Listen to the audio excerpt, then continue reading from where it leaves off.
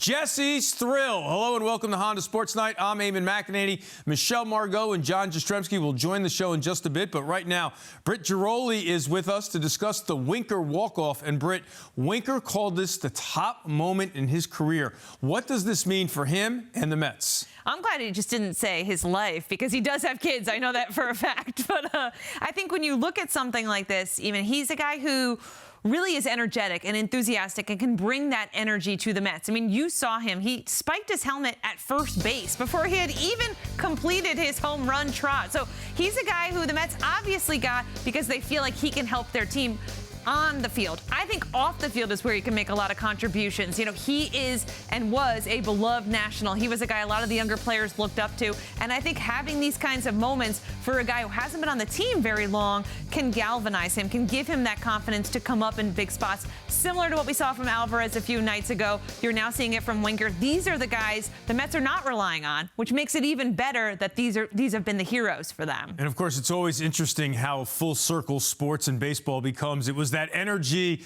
and love of the game that irked the Met fans when he was with the Reds and other teams. Now, of course, they love it. You cover the Orioles. You see this team on a daily basis. What kind of statement did the Mets make with these two walk-off wins against Baltimore? A huge statement. I mean, as we've talked about many times, nobody, it feels like, wants to go out and win. Nobody wants to be the dominant team in baseball. Well, the Orioles have bullpen problems, and the Mets did exactly what the Mets should have done, which is expose them. They got to Sir Anthony Dominguez twice. They got to Craig Kimbrell, and they really went out there and showed that we can beat a team that many people consider one of the top teams in baseball. We can take a series from them. So I think the Mets showed their mettle, showed their moxie, and they beat up on a team that was feeling down. So this is exactly what good teams do. Just 24 hours ago, some said it should be a must-win for the Mets. But, Britt, they get the win. Stick around. Let's continue the conversation now with JJ and Michelle.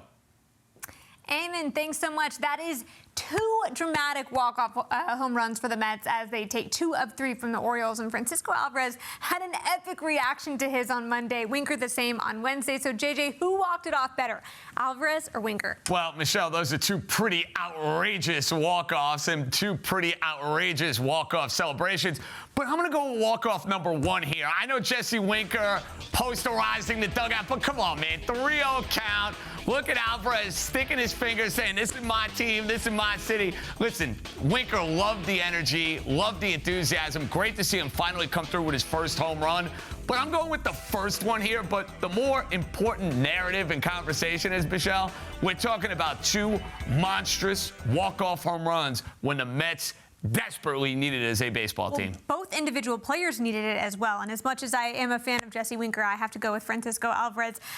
Really, it was so fun to watch just the way that he pimped it. But I also love the way Britt mentioned the spike of the helmet, but I also love the way that he stomped on the plate, because Alvarez forgot to touch home plate when he walked around. So that was awesome. But what can 2 wins like this against a good Orioles team do for the Mets ahead of a crucial West Coast road trip? First off, it's a monstrous springboard for the Mets as they're about to go cross-country and they're taking on 2 of the hottest teams in all of baseball. The San Diego Padres are playing great. The Arizona Diamondbacks are playing great. There was a point in time where the Mets were ahead of both of those teams. That is no longer the case now. You're basically looking at the Braves and the Mets for that final playoff spot in the National League. But to me, Michelle, it's like, okay, we beat a good team here. We won 2 out of 3. Let's try to keep this mojo going. And if you're looking for more positivity from a Mets standpoint, how about the idea the Mets taking on teams that are due to cool off? The Padres, the Diamondbacks, they got to lose eventually.